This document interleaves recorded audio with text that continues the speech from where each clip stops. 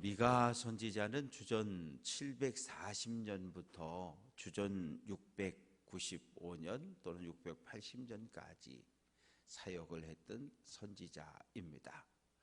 두 눈으로 북이스라엘 사마리아가 주전 721년에 멸망당하는 모습을 지켜보았고, 그러고 나서 이제 북이스라엘이 멸망당하고 남유다만 남아있는데, 이 남유다도 보니까 지금 이렇게 살다가는 북이스라엘이 멸망한 것처럼 남유다도 망하게 된 것을 발견하게 된 거예요.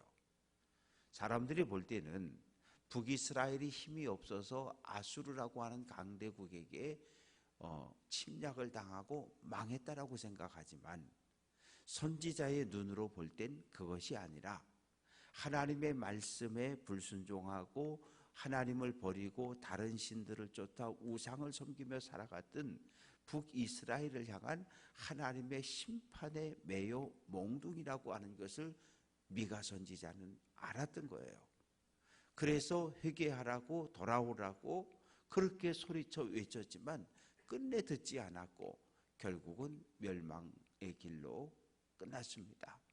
그리고 이제 남유다만이라도 하나님의 말씀에 순종해서 구원 얻고 복받기를 마음을 가지고 외쳤던 선지자가 미가 선지자입니다. 그래서 미가 선지자의 사역 기간하고 이사야 선지자의 사역 기간이 딱 일치해요. 거의 60년 정도 사역을 했는데, 오늘 미가 7장은 이제 마지막 부분입니다. 이스라엘이 왜 하나님의 심판을 받을 수밖에 없었는가? 하나님이 그냥 아무나 막 때리시고 심판하시는 그런 하나님은 아니셔요. 하나님이 참고 또 참고 기다리지만 영원히 끝까지 기다리는 분은 아니셔요. 때가 되면 하나님 때리셔요. 물이 60도, 70도, 80도, 90도까지 가도 안 끓어요. 100도가 돼야 끓잖아요.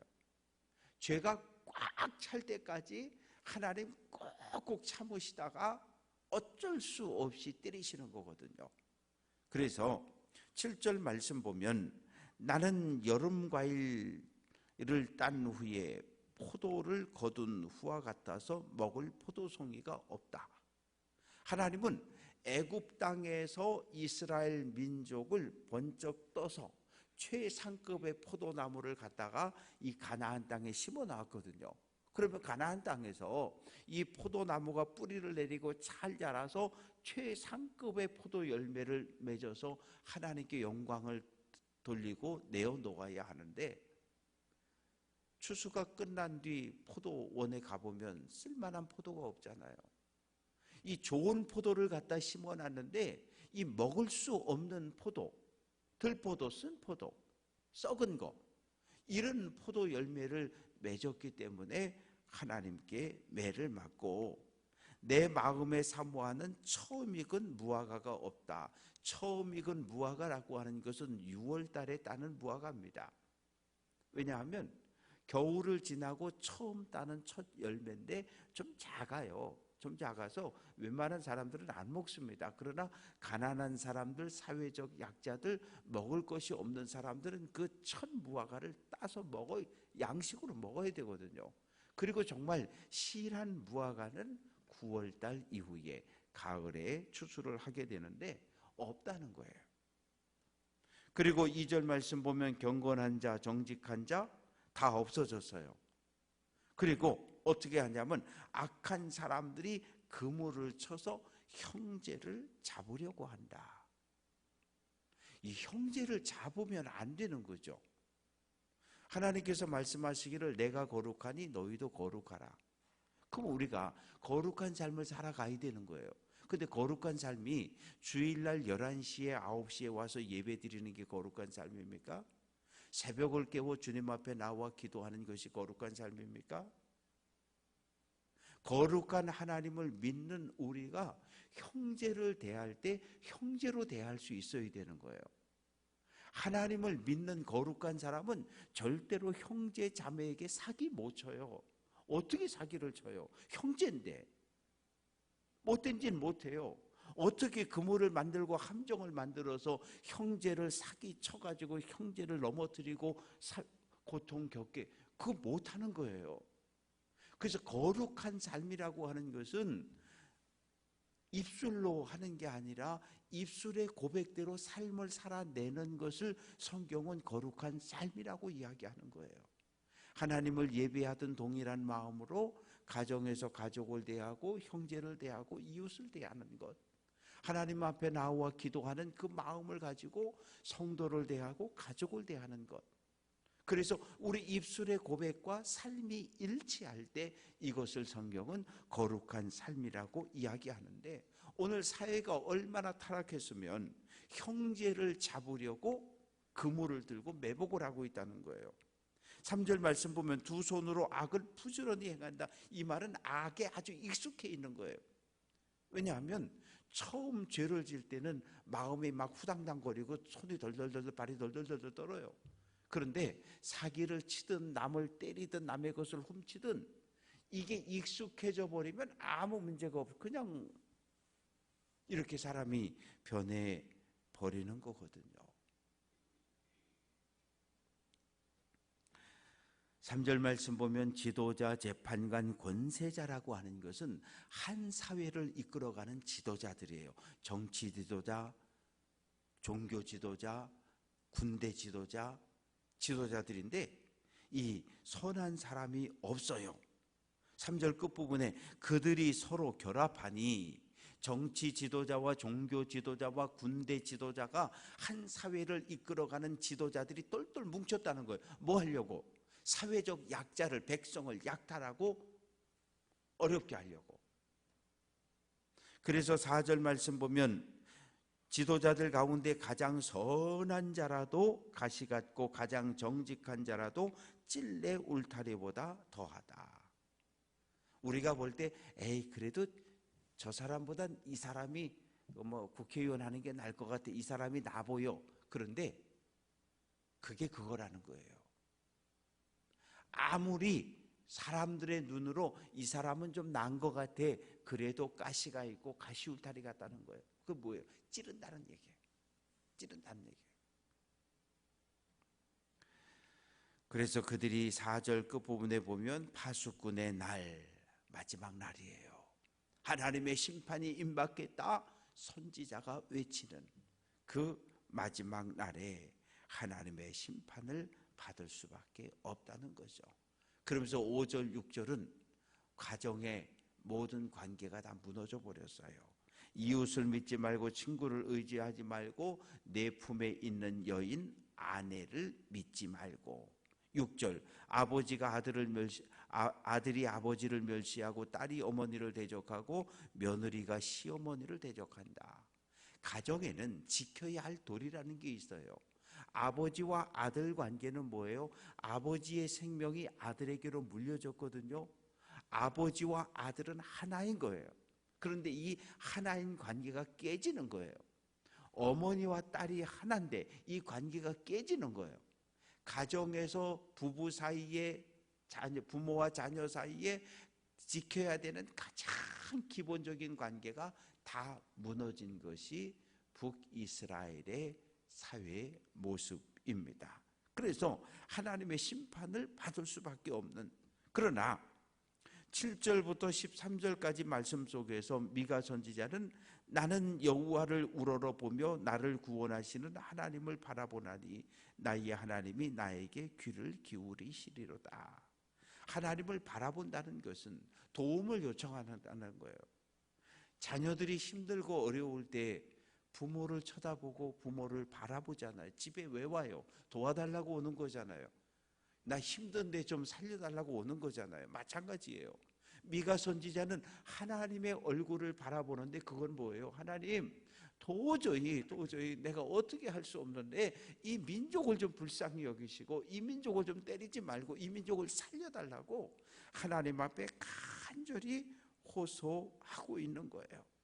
그러면서 8절 나의 대적이여 아수르 군대야, 기뻐하지 말라는 거예요. 너희가 북이스라엘을 멸망시키고 이스라엘 땅을 침략해서 이 땅에서 없애버릴지라도 다시 일어난다는 거. 왜? 능력의 하나님, 창조자 하나님, 전능한 하나님의 힘을, 도움을 얻어서 우리는 다시 회복될 거라는 거예요. 그래서 8절 끝부분에 보면 지금은 어두운 데에 앉아 있을지라도 여호와께서 나의 빛이 될 것이다. 어둠이라고 하는 건 죄로 인해 두들겨 맞아서 포로로 끌려간 상태예요. 그게 어둠이에요. 그런데 빛, 하나님의 빛이 임해서 포로에서 다시 해방시키고 돌아오게 은혜를 베풀어 줄 거라는 거예요. 그러면서 9절, 내가 여호와께 범죄하였으니, 내가 하나님께 죄를 지었기 때문에 내가 매를 맞고 내가 심판당하고 어려움 당하는 거, 이거 당연한 거라는 거예요. 이건 어쩔 수 없다는 거예요. 그러나 10절, 나의 대적이 이것을 보고 부끄러워하다니 그는 전에 내게 말하기를 내 하나님 여호와가 어디 있느냐 하던 자라. 야, 아수르가 믿는 신이 이스라엘 너네가 믿는 신보다 훨씬 더 힘이 세. 이렇게 하면서 누굽니까? 아수르 사네립 왕이에요. 랍삭의 국방장관을 앞세워서 쳐들어왔어요. 예루살렘을 포위해요. 그리고 외치잖아요. 야, 항복해. 항복하면 살려줄게. 하나님이 너희를 구원한다고 야, 웃기는 소리 하지 마. 그날 밤에 하나님께서 그 소리를 들으시고 18만 5천 명을 하룻밤에 죽여버렸어요. 그래서 사네립은 도망갔어요. 도망갔다가 반란이 일어나서 부하들에게 죽임을 당했습니다. 하나님이 어디 있느냐 조롱하고 비웃던 대적들은 결국은 하나님의 심판을 받게 되고, 11절, 내 성벽이 건축되는 날, 아수르에 멸망당하고 바벨론의 포로로 끌려가지만 다시 돌아와서 성전을 건축하고 회복되어지는 모든 날 하나님의 은혜가 다시 이 땅에 임할 것이며, 12절에 잃어버렸던 빼앗겼던 모든 땅에 대한 통치권을 회복하게 될 것이라고 이야기를 합니다. 이제 14절부터 마지막 20절까지 말씀은 미가의 기도와 찬양입니다. 미가는 뭐라고 기도하냐 하면, 하나님의 지팡이로 이 백성을 갈멜속 삼림에 그리고 바산과 길르앗에 데려다 놓으라는 거예요. 갈멜산 이 숲, 갈멜산 주변하고 이 바산과 길르앗은 초지가 아주 풀이 잘 자라는 지역이에요. 풀이 잘 자라는 지역이니까 여기는 소떼, 양떼, 염소떼 온갖 가축을 기르기에 가장 좋은 땅인데, 가장 좋은 땅으로 하나님의 백성들을 데려다 놓고 거기서 행복하게 살게 해달라는 거예요. 그러면서 15절, 애굽 땅에서 나오던 날과 같이 하나님, 애굽 땅에서 우리 민족을 구원하시고 홍해를 가르시고 쫓아오던 애굽 군대를 다 이 홍해에 몰살시킨 것처럼 이 민족을 다시 한번 구원해 주시고 능력의 손길을 펼쳐 달라는 거예요. 그렇게 해서 16절, 여러 나라, 이방 나라들이 보고 부끄러워하게, 야, 이스라엘은 하나님이 정말 살아계시네. 이 하나님이 살아계신 이 나라, 이 민족은 우리가 함부로 공격하면 안 되지. 이런 두려운 마음을 갖게 해달라고 이야기하면서 17절, 대적들이 뱀처럼 티끌을 핥으며 땅에 기는 벌레처럼 떨며 좁은 구멍에 숨어서 두려워 떨며 나오지 못하게 해달라는 거예요. 그러면서 18절에서 주와 같은 신이 어디 있으리까? 하나님, 내가 애굽도 보고 아수르도 보고 바벨론도 보고 모압, 암몬, 에돔 주변 모든 나라를 내가 다 살펴봤는데요, 하나님과 같은 신은 없으셔요. 자기 민족이 어려움 당할 때 하나님이 능력의 손을 펼쳐서 구원해 주시는 그런 하나님은 없으셔요. 매를 맞고 아파할 때 같이 아파하며 위로의 손길을 베풀어 주시는 그런 신은 없다고 하나님을 찬양하고 있습니다. 그러면서 하나님은 죄를 용서하시고 그리고 사랑을 베풀어 주시는 분이시고 19절 우리를 불쌍히 여겨서 우리의 죄악은 하나님은 죄는 미워하셔요. 죄는 미워하셔요. 그래서 우리가 심판받을 때는 죄를 지었기 때문에 심판받는 게 아니라 회개하지 않기 때문에 심판을 받는 거예요. 하나님은 죄는 미워하고 심판하지만 죄인이 회개하고 돌아오면 용서하시는 분이셔요. 그래서 우리가 죄를 짓고 회개하지 않으면 우리의 죄를 심판하셔요. 그래서 20절에서 우리 조상들에게 맹세하신 대로 야곱에게 성실을 베푸시며 아브라함에게 인애를 더하시리이다. 아브라함에게 언약을 맺으신 것처럼 야곱의 삶을 보호하시고 지켜주신 것처럼 이 민족을 다시 한번 보호해 주시고 지켜달라는 간절한 기도로 미가 7장은 끝나고 있습니다. 우리가 우리 민족의 미래를 알 수 있다면 우리도 이런 미가와 같은 기도를 드릴 수 있을 겁니다. 분단돼 있죠. 70년이 넘도록 핵을 가지고 있고 미사일을 쏘고 이제 우리도 같이 쏘고 우리 마음속엔 염려와 불안이 찾아오는 거예요. 전쟁 중에 있는 우크라이나 백성들이 국민들이 미가서를 읽는다면 마음에 훨씬 더 와닿을 거예요. 왜? 아주 힘이 센 깡패 러시아가 계속해서 군부대만 때리는 게 아니라 병원이고 아파트고 발전소고 막 미사일 쏴서 전기를 끊어버리고 이 추운 겨울에 덜덜덜 떨며 살았는, 그런데 언제 죽을 줄 모르는 전쟁터 한복판에 살아가는 사람들이 이 말씀을 읽는다면 훨씬 더 마음에 와닿겠지요. 바라고 소망하는 것은 미가 선지자의 마음을 우리가 품을 수 있었으면 좋겠어요.